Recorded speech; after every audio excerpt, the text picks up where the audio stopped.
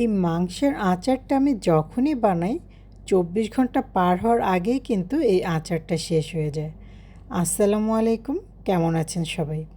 আশা করি আল্লাহর রহমতে সবাই খুব ভালো আছেন।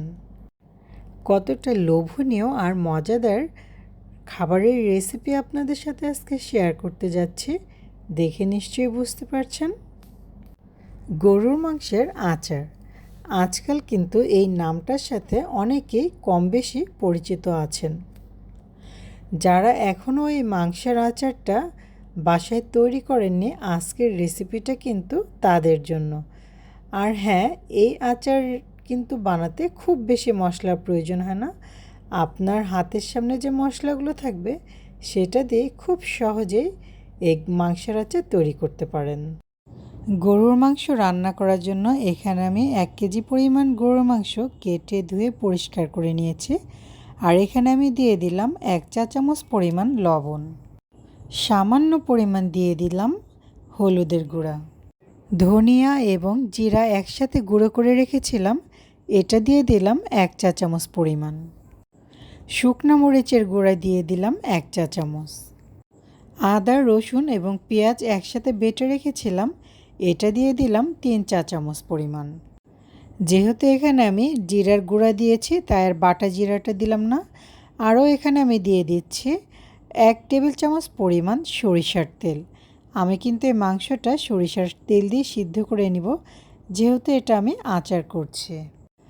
আপনারা কেউ চাইলে এটা সয়াবিন তেল দিয়েও কিন্তু সিদ্ধ করতে পারেন। এখন আমি এই মাংসের কড়াইটা চুলায় দিয়ে দিচ্ছি।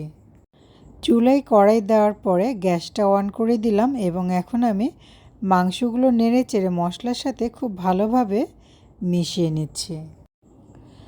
আমি প্রায় 1.5 থেকে 2 মিনিট পর্যন্ত খুব ভালোভাবে মাংসগুলো নেড়ে চেড়ে মিক্সড করে নিলাম। আর এই পর্যায়ে কিন্তু আমি চুলার আঁচটা হাই হিটে রেখেছি। মাংসগুলো খুব ভালোভাবে মশলার সাথে মেশানো হয়ে গেলে আমি একটা ঢাকনা দিয়ে ঢেকে দিচ্ছি। ঢাকনা দিয়ে ঢেকে দেওয়ার পরে কিন্তু আমি চুলার আঁচটা একদম লো করে দিয়েছি। আর খেয়াল করেছেন নিশ্চয়ই, মাংসের মধ্যে কিন্তু আমি এক্সট্রা কোনো পানি দিইনি।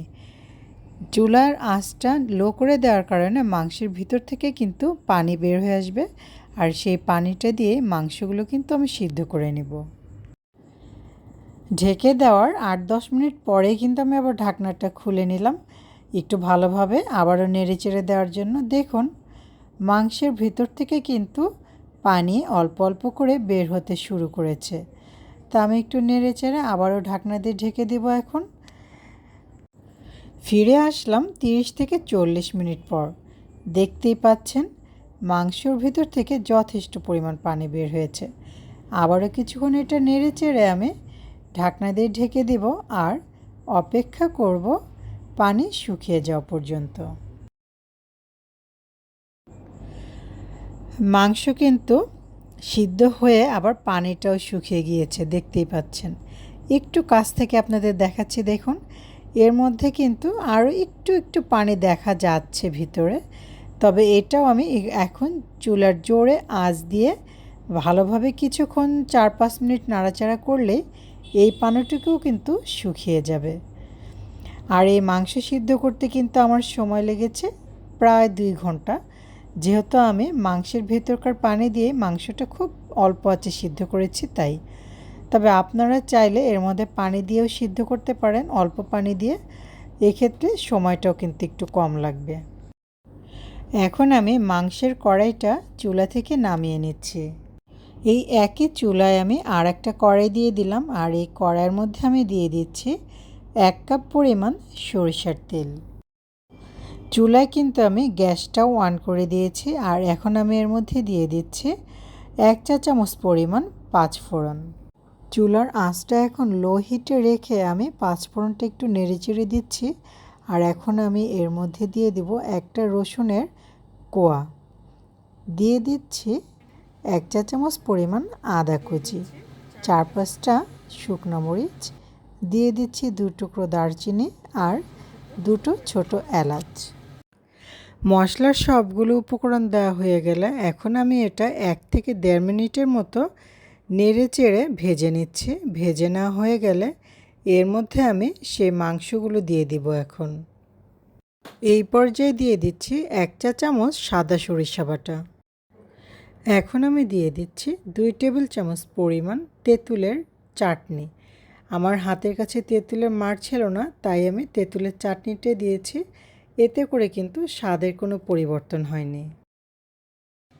এখন আমি এই মাংসগুলোকে ভেজে নেব যতক্ষণ পর্যন্ত সুন্দর একটা কালার না আসছে ততক্ষণ পর্যন্ত। আর এ পর্যায়ে কিন্তু আমি চুলার আঁচটা সম্পূর্ণ হাই হিটে রেখেছি। মাংসগুলো ভাজতে ভাজতে খুব সুন্দর একটা কালার চলে আসছে, দেখতেই পাচ্ছেন। এখন আমি একটা লেবু কেটে এর একটা পাশের যে রসটা হয় সম্পূর্ণ রসটি আমি দিয়ে দিলাম এবং আর 10 থেকে 15 সেকেন্ড এটা নেড়ে চেড়ে চুলা থেকে আমি নামিয়ে নিচ্ছি। রান্না হয়ে গেল খুবই মজাদার মাংসের আচার। আজকের রেসিপিটা আপনাদের কাছে কেমন লেগেছে আমাকে কিন্তু অবশ্যই কমেন্টে জানাবেন। আশা করি আপনাদের কাছে অবশ্যই ভালো লাগবে। বাসায় কিন্তু একবার হলেও ট্রাই করে দেখবেন, তাছাড়া বুঝবেন কিভাবে এটা কতটা মজা হয়েছে। তো সবাই ভালো থাকবেন, সুস্থ থাকবেন আর আমার চ্যানেলের সাথেই থাকবেন। আল্লাহ হাফেজ।